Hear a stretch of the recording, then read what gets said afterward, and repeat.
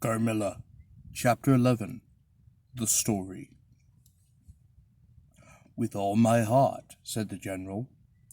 With an effort, and after a short pause in which to arrange his subject, he commenced one of the strangest narratives I have ever heard. "My dear child was looking forward with great pleasure to the visit you had been so good as to arrange for her to your charming daughter." Here he made me a gallant but melancholy bow.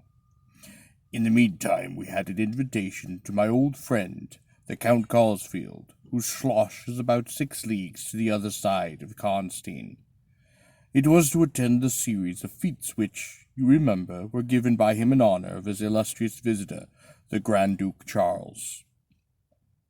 "Yes, and very splendid, I believe they were," said my father. "Princely. But then his hospitalities are quite regal. He has Aladdin's lamp. The night from which my sorrow dates was devoted to a magnificent masquerade. The grounds were thrown open, the trees hung with colored lamps. There was such a display of fireworks as Paris itself had never witnessed. And such music. Music, you know, is my weakness. Ah, such ravishing music. The finest instrumental band, perhaps in the world, and the finest singers who could be collected from all the great operas in Europe. As you wandered through these fantastically illuminated grounds, the moon-lighted chateau throwing a rosy light from its long rows of windows, you would suddenly hear these ravishing voices stealing from the silence of some grove, or rising from boats upon the lake. I felt myself, as I looked and listened, carried back into the romance and poetry of my early youth.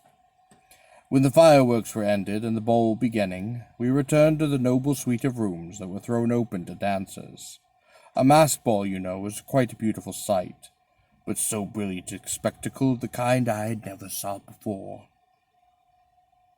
It was a very aristocratic assembly. I, myself, was almost the only nobody present. My dear child was looking quite beautiful. She wore no mask, for her excitement and delight added an unspeakable charm to her always lovely features. I remarked a young lady, dressed magnificently but wearing a mask, who appeared to me to be observing my ward with extraordinary interest. I had seen her early in the evening in the great hall, and again for a few minutes, walking near us on the terrace under the castle windows, similarly employed. A lady, also masked, richly and gravely dressed, and with a stately air, like a person of rank, accompanied her as a chaperone. Had the young lady not worn a mask, I would of course have been much more certain upon the question whether she was really watching my poor darling. I am now well assured that she was. We were now in one of the salons. My poor dear child had been dancing, and was resting a little in one of the chairs near the door. I was standing near. The 2 ladies I have mentioned had approached me, and the younger took the chair next my ward, while her companion stood beside me, and for a little time addressed herself, in a low tone, to her charge. Availing herself of the privilege of her mask, she turned to me, and in the tone of an old friend, and calling me by my name, opened a conversation with me, which piqued my curiosity quite a deal. She referred to many scenes where she had met me at court, and at distinguished houses. She alluded to little incidents which I had long ceased to think of, but which I found had only laid in abeyance in my memory, for they instantly started into life at her touch. I became more and more curious to ascertain who she was, every moment. She parried my attempts to discover very ardently and pleasantly. The knowledge she showed of many passages in my life seemed to be all but unaccountable, and she appeared to take not an unnatural pleasure in foiling my curiosity, and in seeing me flounder in my eager perplexity from one conjecture to another. In the meantime, the young lady, whom her mother called by the odd name of Milaka, when she once or twice addressed her, had, with the same ease and grace, gone into conversation with my ward. She introduced herself by saying that her mother was a very old acquaintance of mine. She spoke of the agreeable audacity with a mask rendered practicable.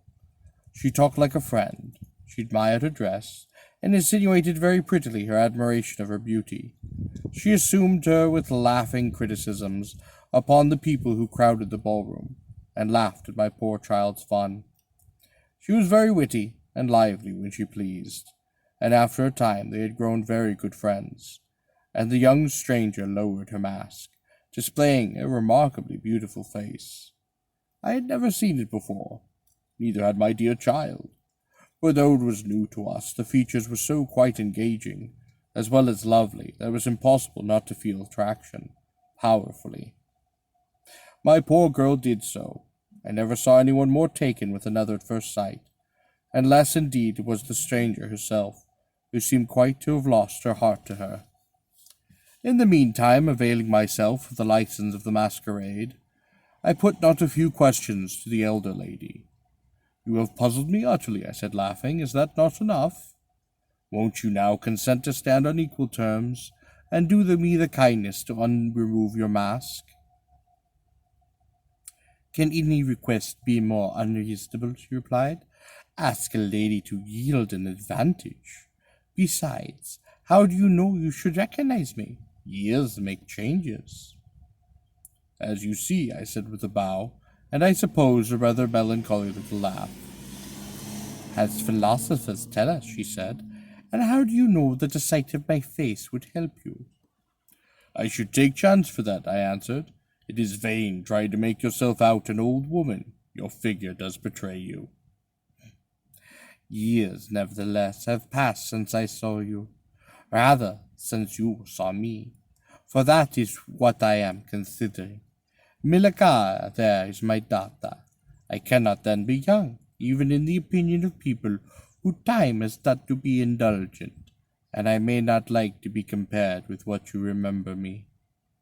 You have no mask to remove. You can offer me nothing in exchange. My petition is to your pity, then, to remove it, and mine to yours, to let it stay where it is, she replied. Well, then, at least you will tell me whether you are French or German. You speak both languages oh so perfectly. Oh, I don't think I should tell you that, General. You intend the surprise, and are mediating the particular point of attack. At all events, you won't deny this, I said, that being honored by your permission to converse, I ought to know how to address you.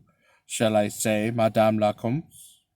She laughed, and she would, no doubt, have met me with another evasion, if indeed I can treat any occurrence in any interview of every circumstance of which was prearranged, as I now believe with the profoundest cunning, as liable to be modified by accident. As to that she began, but she was interrupted, almost as she opened her lips, by a gentleman dressed in black, who looked particularly elegant and distinguished, with his drawback that his face was the most deadly pale I ever saw, except in death. He was in no masquerade, in the plain evening dress of a gentleman, and he said, without a smile, but with a courtly and unusual bow, Will Madame la Comtesse permit me to say a few words which may interest her? The lady turned quickly to him, and touched her lip in token of silence. She then said to me, Keep my place for me, General. I shall return when I have said a few words. And with this injunction, playfully given, she walked a little aside with the gentleman in black, talked for some minutes, apparently quite earnestly. They then walked away slowly together in the crowd, and I lost them for quite some minutes. I spent the interval in cudgelling my brains for a conjecture as to the identity of the lady who seemed to remember me quite so kindly, and as I was thinking of turning about and joining the conversation between my pretty ward and the Countess's daughter, and trying whether by the time she returned I might not have surprise in store for her by having her name, title, and chateau, and the estates at my fingers' ends. But at this moment she returned, accompanied by the pale man in black, who said, I shall return and inform Madame la Comtesse when her carriage is at the door. Then he withdrew with a bow.